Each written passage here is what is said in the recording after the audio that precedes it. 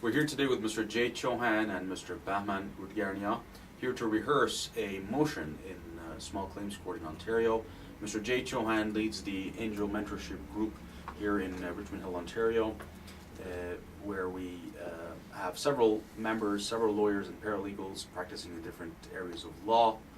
And Mr. Rudgarnia is a member of this group as a paralegal member, and today we're going to rehearse a motion being presented to the court to have a plaintiff's claim struck.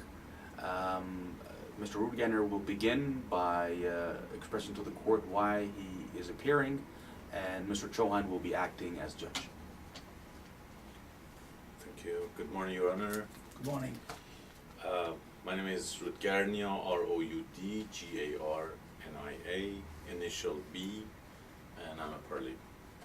I'm appearing today for my client, who is a defendant in a file. It's a claim against him, and this motion is to strike out plaintiff's claim on the grounds of lacking standing or privity in an agreement, which was never perfected actually, and even if it were to be signed, it would have been by nature between the defendants and the real estate brokerage.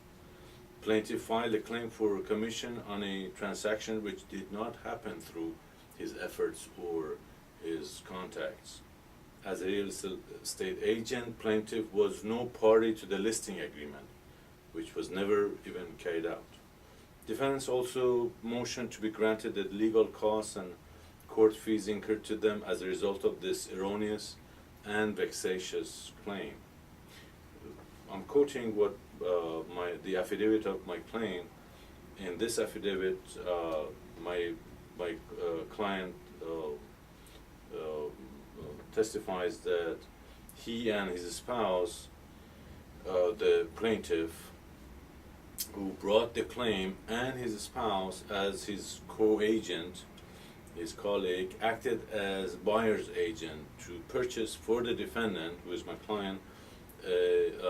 They are a couple, the defendants are a couple, a property located in Brampton, Ontario last summer. Defendant submits that the plaintiff rushed them into that purchase for the sum of $848,500. Later on, they discovered that the property was valued at a comparable market value of $843,000. And the plaintiffs were negligent in advising them to purchase the said property at a higher price than what they should have paid. So the plaintiffs were actually negligent in that they failed to make proper inquiries for the valuation of the house, and also they failed to advise on the valuation conducted to determine the true value. And instead of advising the defendant of the right to have independent legal counsel, the plaintiffs asked for their own solicitor to carry out the closing of the deal, which is unethical. Meanwhile, the plaintiffs began to push the defendants, my clients, to assign them as their listing agent to sell their old house in Scarborough. They pushed them to go under redundant expenses such as changing the appliances and buying furniture for what they call staging the property.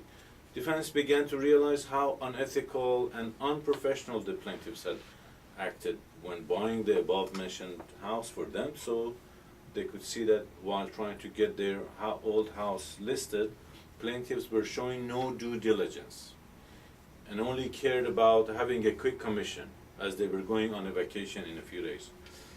So plaintiffs showed the defendants a draft agreement which did not contain the amount of commission, but they verbally said we just want 2.25%. Later they found that they have inserted 2.5% on that agreement. Plaintiff insisted on listing defendant's property for $679,000, which was more than $50,000 below the market value at the time. And defendant decided not to sign listing agreement when they found plaintiff number one had signed an offer for them at 2:30 in the morning, without even telling them. Based on all this, Your Honor, we move that the claim be striked out as the plaintiff had no standing in that listing agreement. Mr. Drganiaki, when you're asking the court to dismiss an action without trial, you need sufficient amount of cogent evidence and reason to explain the court why, in this matter, there should be no trial. Your Honor, I filed one recent decision, and I have an extra copy here from a recent decision in the same court, and there, in a similar situation, exactly similar situation, there was a claim by a real estate agent, and the decision is that the real estate this contract is between the brokerage and the seller, the owner of the house, and that's why that claim, with a motion, that claim is struck out, and it never went to trial, and I can file it again for your viewing. Thank you. So I'm looking at a case law here that you're presenting, and do you think that the case actually is similar in principle of law as this case before the court? Totally identical.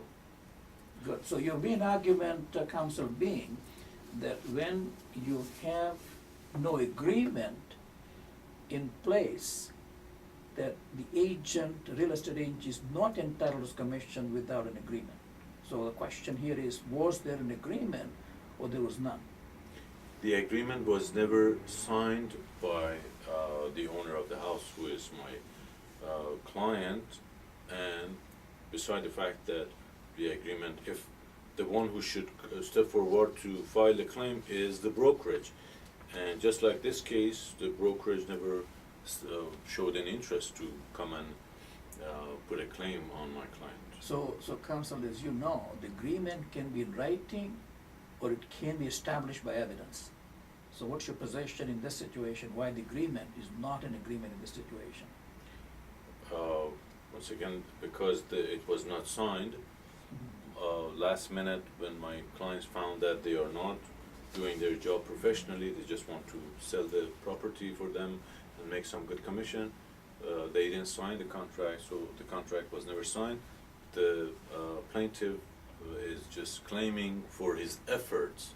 He says he was betrayed, he made some efforts, and the deal didn't go through his contact, or the buyer was not brought by the plaintiff, because my client never signed it.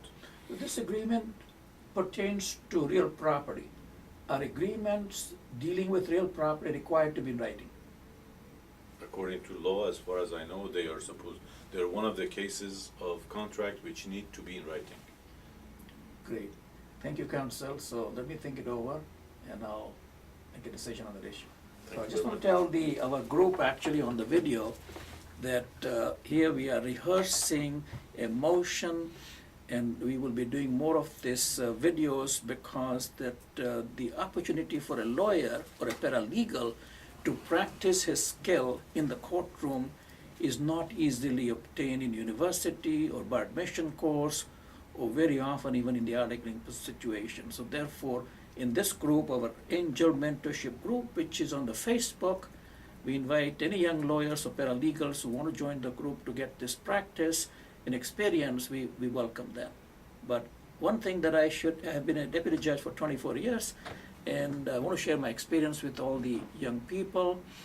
And the main message I want to convey from this experience that we just heard from Mr. Urgania, who is a paralegal, and we train as one, is that when you are practicing in the courtroom, the important thing to remember is that you are not just broadcasting your message.